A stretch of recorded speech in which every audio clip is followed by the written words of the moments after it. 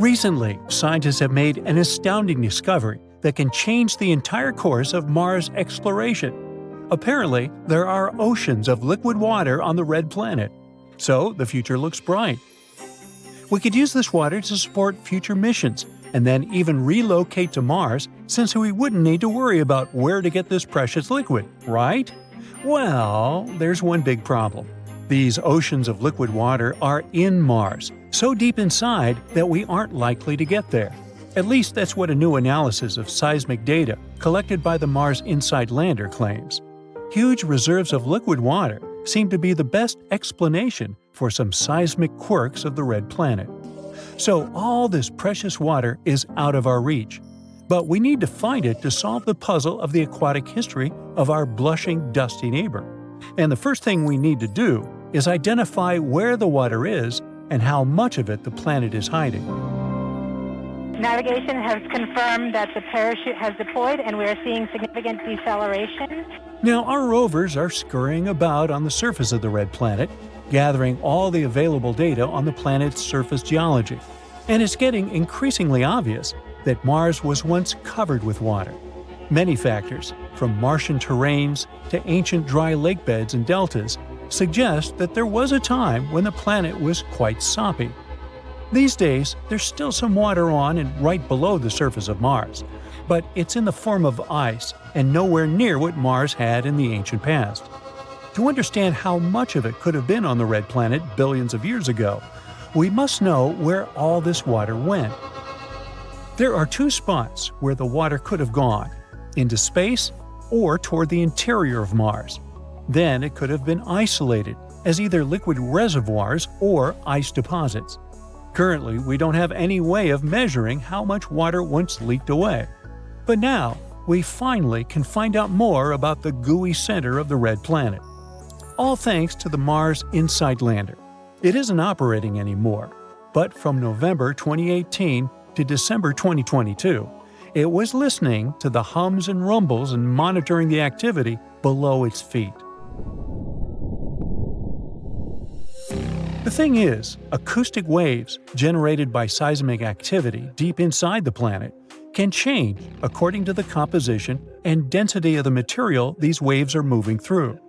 And scientists can get a lot of information analyzing the behavior of seismic waves. In this case, they used a model similar to those used to map underground oil fields and aquifers on our home planet. Then, with the help of this model, they analyzed the data gathered by InSight on Mars. They discovered that the best explanation could be that there was a layer of fractured rocks whose cracks were filled with water deep under the surface of the red planet. That layer could be at a depth of 7 to 12 miles. That's why it would be extremely tricky for future missions to get to it. And still, the new discovery could help us understand the Martian water cycle. Confirming the existence of a large reservoir of liquid water can help us sneak a peek at what the climate on Mars used to be or what it could be like one day. And if once Mars had a lot of water, it could have been habitable in the ancient past and might become habitable in the future. Water is crucial for life as we know it, so underground water reservoirs on the red planet could already be habitable. Maybe, while we're talking, tiny microorganisms or even some tentacled creatures are living their lives in the comfort of their underground home. On Earth, super deep mines do host life, and the bottom of the ocean, with its immense unbelievable pressures, isn't lifeless either. So far, we haven't found any evidence of life on Mars, but for now, it sounds like this place has the potential to sustain life. InSight data has shown that there isn't likely to be a lot of water ice in the upper crust of the planet, at least in the region around the lander.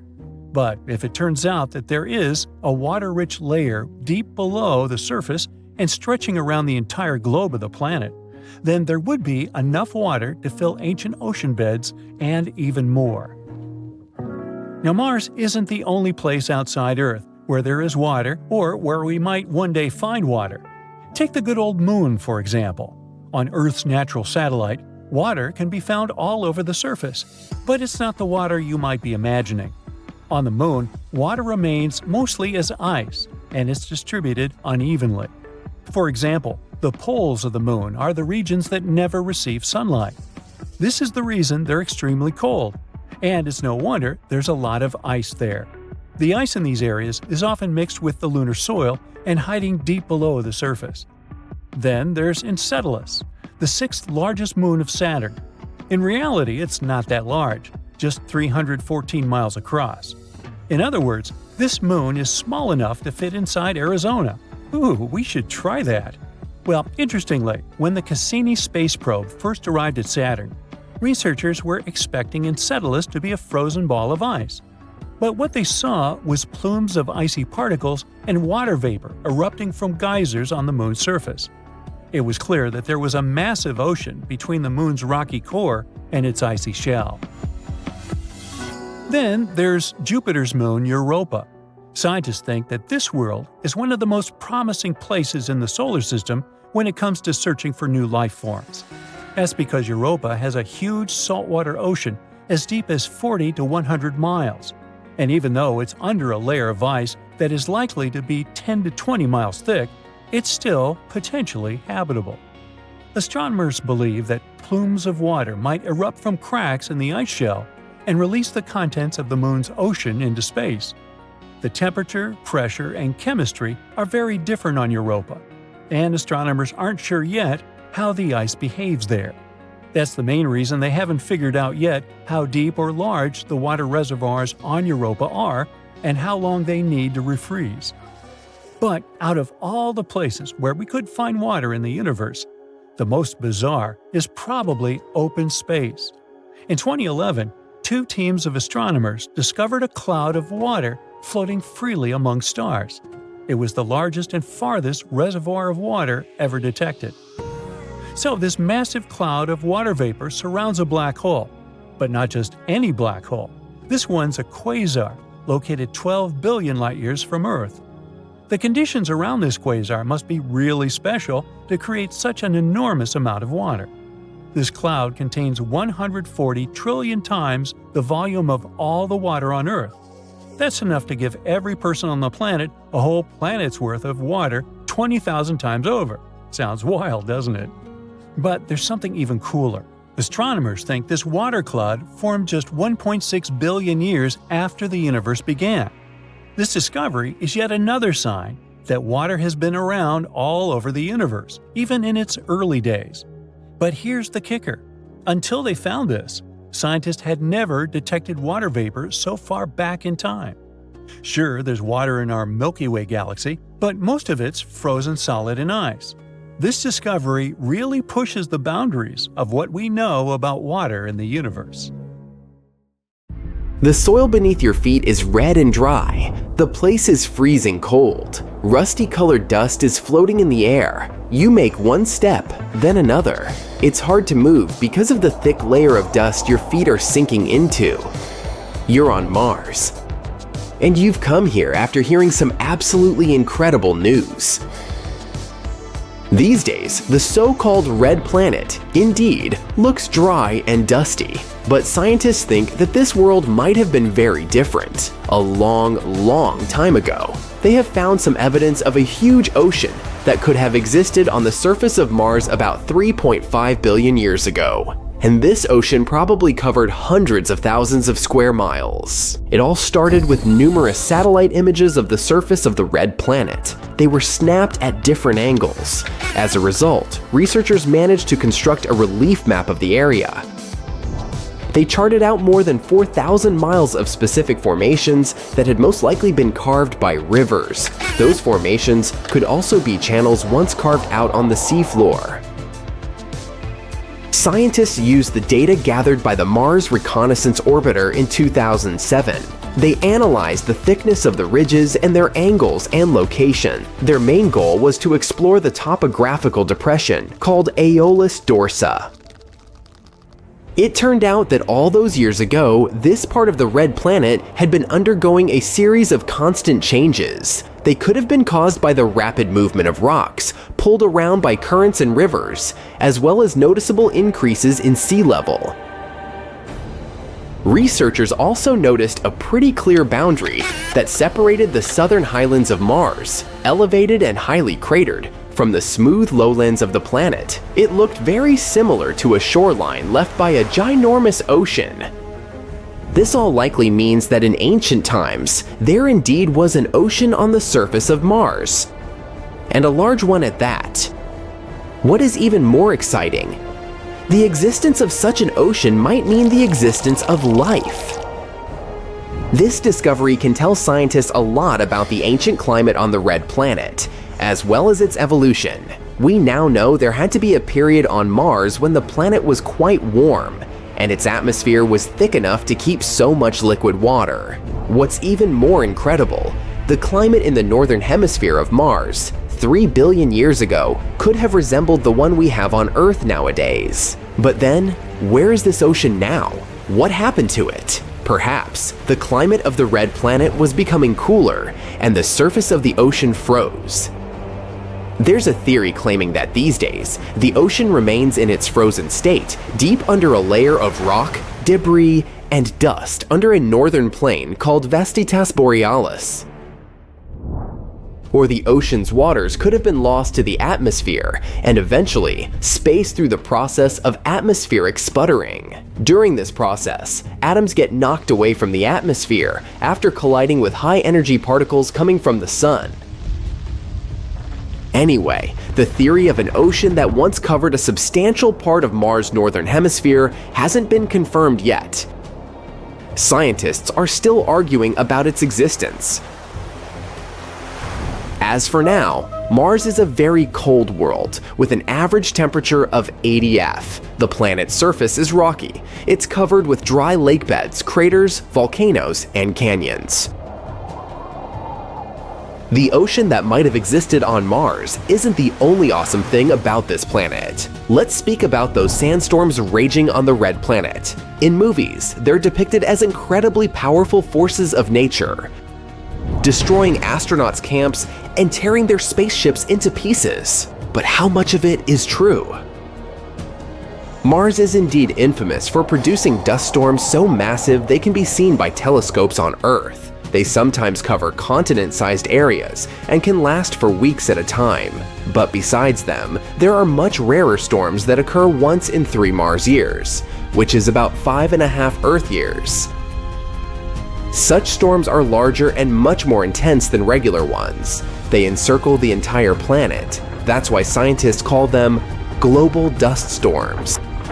At the same time, it's unlikely that even a global dust storm could cause serious harm to astronauts or their equipment. Even though Martian storms are massive, the wind speed reaches 60 miles per hour tops. That's less than half the speed of most hurricane-force winds on Earth.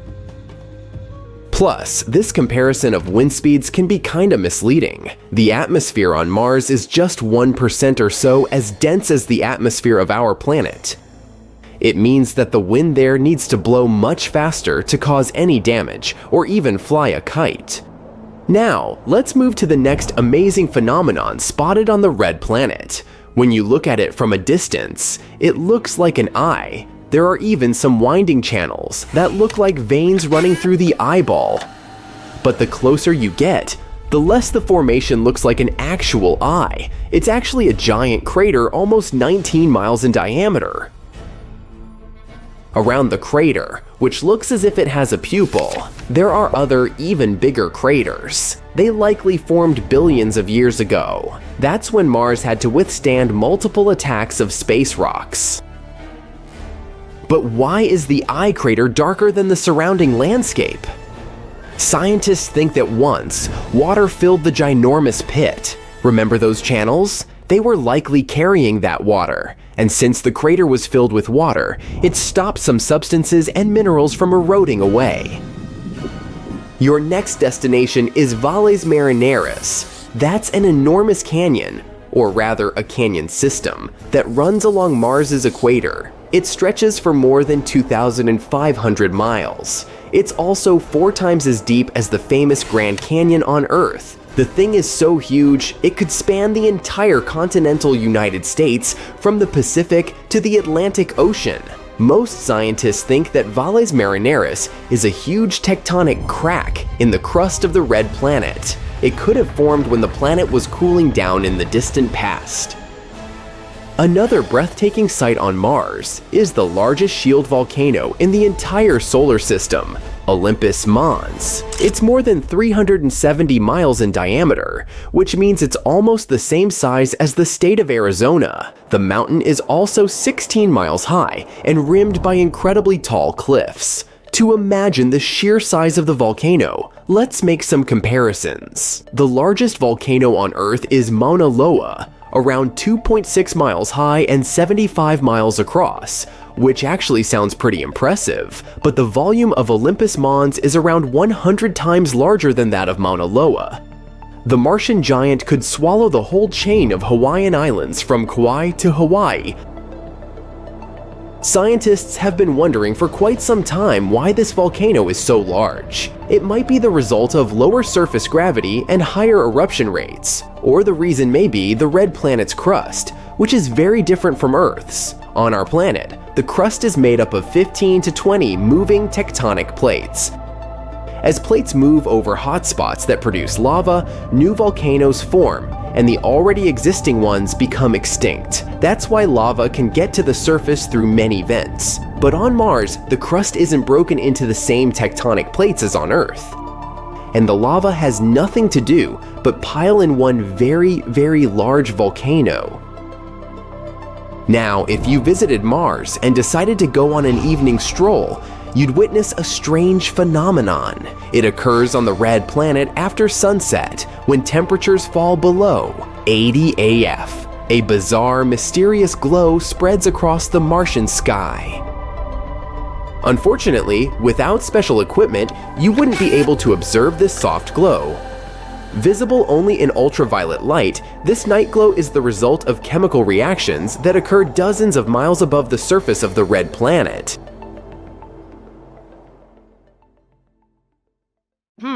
It looks like a regular beach, but something sets off an alarm blaring in your head.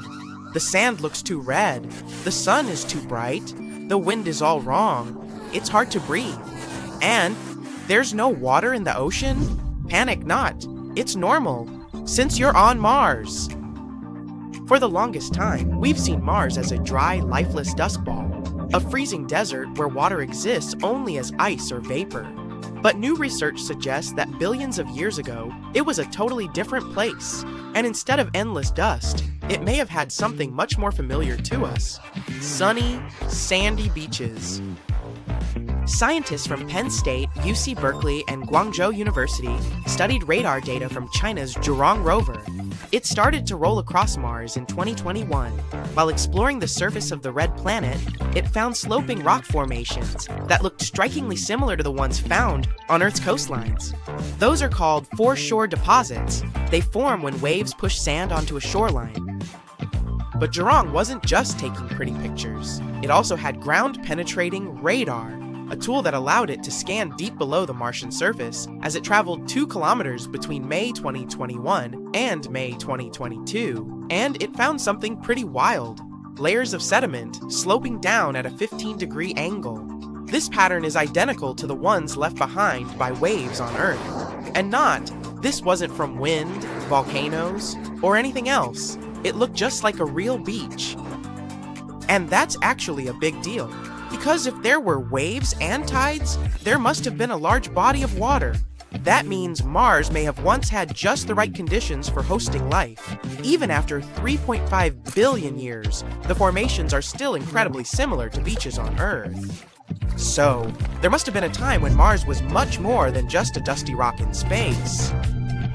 After revealing this shocking news, Zhurong's radar scanned 79 meters deep into the ground, discovering sediment layers. They once formed along a path perpendicular to an ancient shoreline, the one that likely existed 4 billion years ago. At the same time, it might not be all that surprising. Back then, Mars wasn't the dry, frozen wasteland we see today. It had a thicker atmosphere, a warmer climate, and plenty of liquid water. And I'm not even talking about some tiny puddle. Beaches don't form without a massive body of water. For waves to shape the land like this, there had to be rivers flowing into a vast ocean. Powerful currents had to be moving sand around, and water had to stick around for a long time. This couldn't be just a brief wet spell. It was a period where Mars was hydrologically active for millions of years, potentially being a place where life could have thrived. This discovery gives even more weight to one theory. It has been puzzling scientists since the 1970s. That was when NASA's Viking spacecraft snapped images of what looked like a shoreline wrapping around Mars' northern hemisphere. But there was a problem. The shoreline was all over the place, with elevations varying by up to 10 kilometers, which is nothing like our flat, mostly consistent shorelines we see on Earth. This difference made scientists doubt that a Martian ocean ever existed. For years, scientists have been trying to crack this mystery. In 2007, they suggested that Mars's rotation actually shifted billions of years ago. As the planet's massive Tharsis volcanic region grew, the planet's spin axis tilted, warping the surface. It could explain why the shoreline is so uneven today. In other words, what was once a flat and level landscape got distorted over time. Interestingly, Mars has been dropping hints about its watery past for years. Curiosity found ancient ripples in Gale Crater. Those were signs of a long-gone lake. Perseverance is currently studying a fossilized river delta in Jezero Crater. Now, with Zhurong's evidence of an ancient ocean, it all comes together. Small lakes? Check. Rivers? Check. A massive ocean covering the northern lowlands? Quite possibly. Zhurong's mission wrapped up in May 2022 after dust blocked its solar panels. But future missions could still explore those ancient shoreline deposits. Scientists might send new missions to drill deeper into the ground to retrieve samples. Or we could use better radar to map Mars's subsurface in more detail. There's a real hope to excavate those areas in the future and find even more clues about Mars's past. At the same time, NASA's Perseverance rover is already working hard in Jezero Crater, collecting samples. Scientists hope that it will bring them back to Earth in the 2030s. While those won't include samples from the ancient ocean, they could still help us find out more about Mars' wetter history. For now, the discovery of ancient beaches on Mars gives us a peek into a time when the planet might have looked a lot more like Earth, with water, waves, and rivers. Now, let's speak about the Perseverance rover that's still working on Mars in more detail. It has a special drill on its arm and uses it to scrape off the dust and top layers of rock, making small 5 centimeters wide circles in Jezero Crater. Once, one of its cameras took a close-up photo, and the image showed that the rock wasn't smooth. It was made of tiny interlocking crystals. The rover used 2 special tools to analyze the rock's chemistry. The results confirmed that the rock, named Rochette, was volcanic.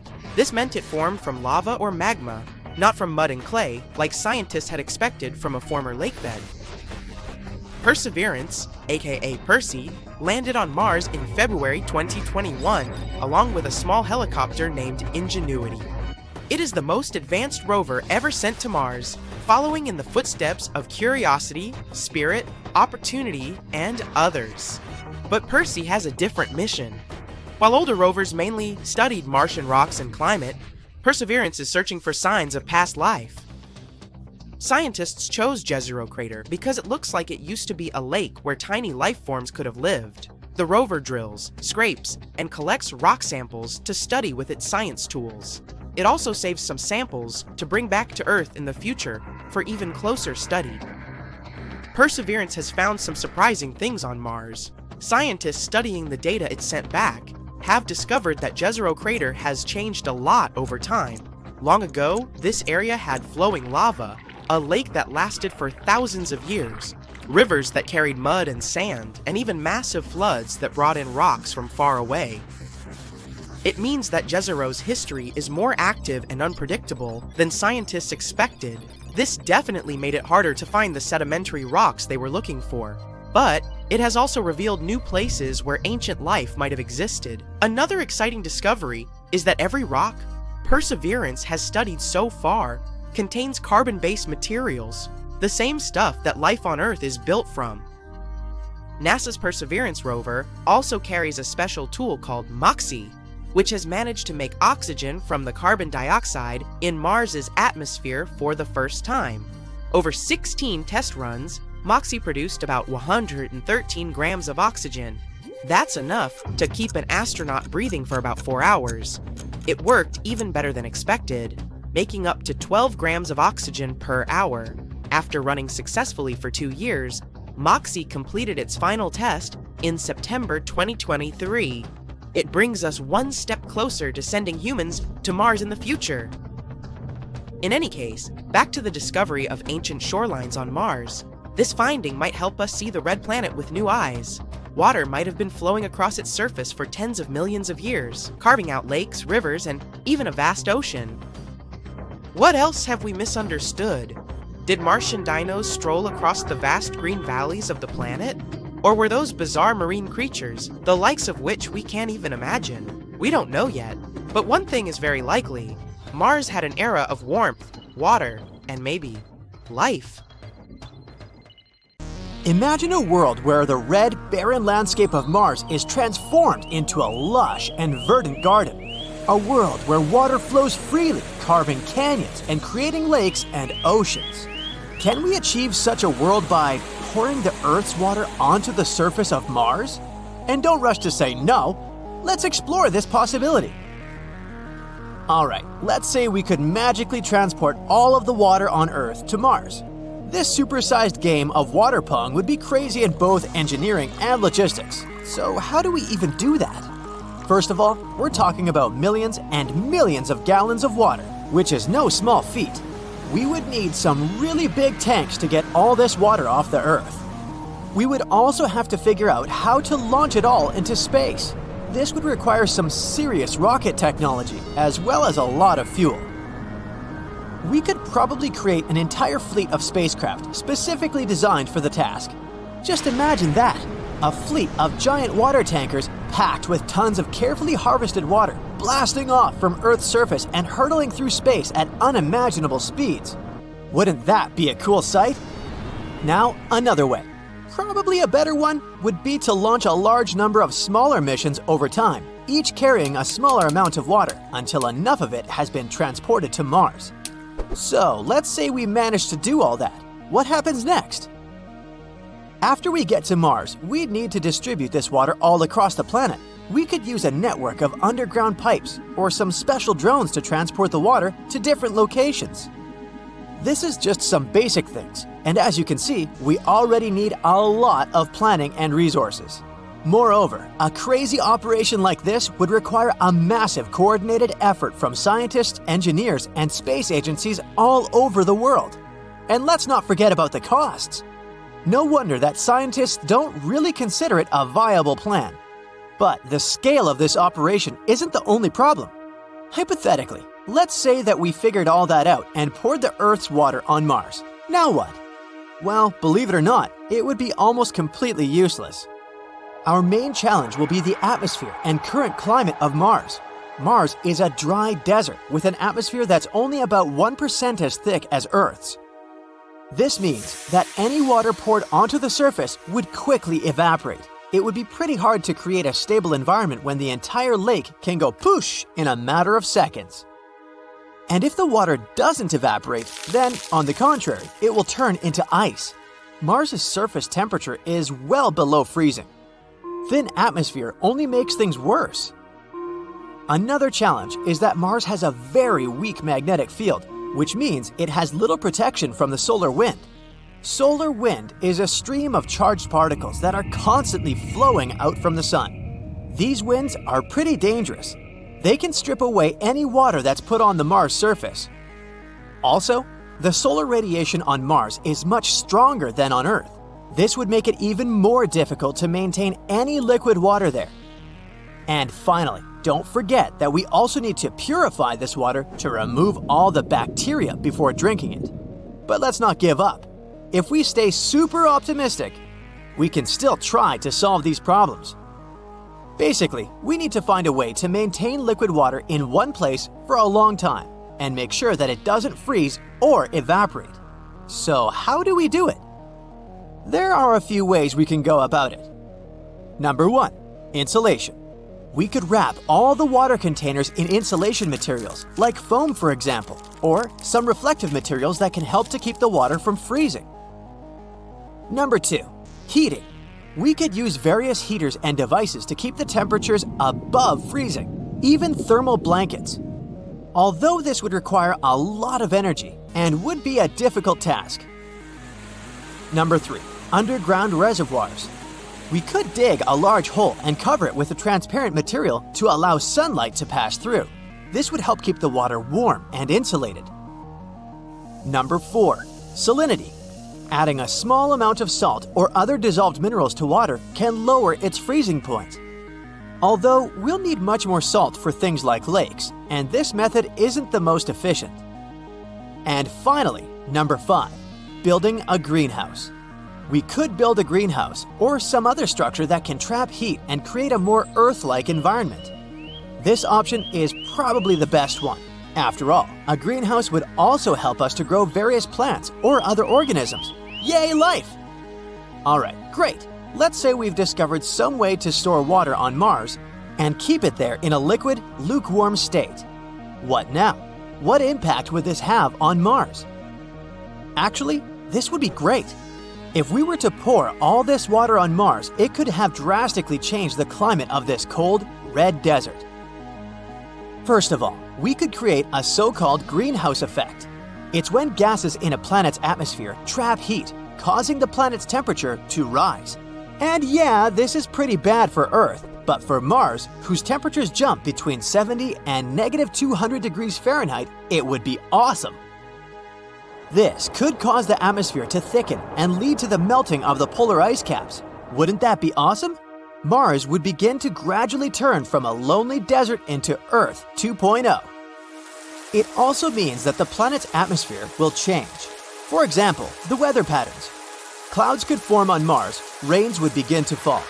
And rains, as we know, transfer water from one region to another, which would mean they could water plants if they appeared on Mars. But all of this is pure speculation. We can't be completely sure what kind of impact pouring water on the Martian surface would have on the planet's climate. Perhaps, to create this greenhouse effect, we would need much more water than what we can transport. But if despite all these challenges, we had succeeded with our mission and made Mars much warmer and moist, could life have been finally born there? Unfortunately, that would still be pretty unlikely. Yes, water is very important for creating life, but that's not all we need. The composition of the Martian soil isn't very conducive to supporting life. The soil is mostly made of minerals called regolith, which are composed mainly of dust, sand, and other materials that aren't very good for plants. Theoretically, we could terraform Mars. Terraforming is a gradual, slow change of the planet so that it becomes suitable for our life, but this would be a very complex, long, and costly process. Oh, and by the way, what would happen to our Earth after all that? We took quite a lot of water, didn't we? From Earth's perspective, transporting water to Mars would require an enormous amount of resources, including energy and different materials. And the amount of water we'd have to spend would be staggering. The loss of such a large amount of water from Earth's own reserves could have a significant impact on our planet, especially in areas where water is already scarce. So basically, this is a really bad idea, no matter how you look at it. Yeah, it may sound interesting, but it's not a viable plan at all. It would require too many resources, too much money, and it wouldn't even be worth it. That's why scientists and space agencies don't consider this idea seriously. Besides, there are many other more realistic and achievable goals in the field of Mars exploration. For example, we can keep studying the planet's geology, atmosphere, and potential for past or present life. These studies would help us to find some resources that could support future human exploration.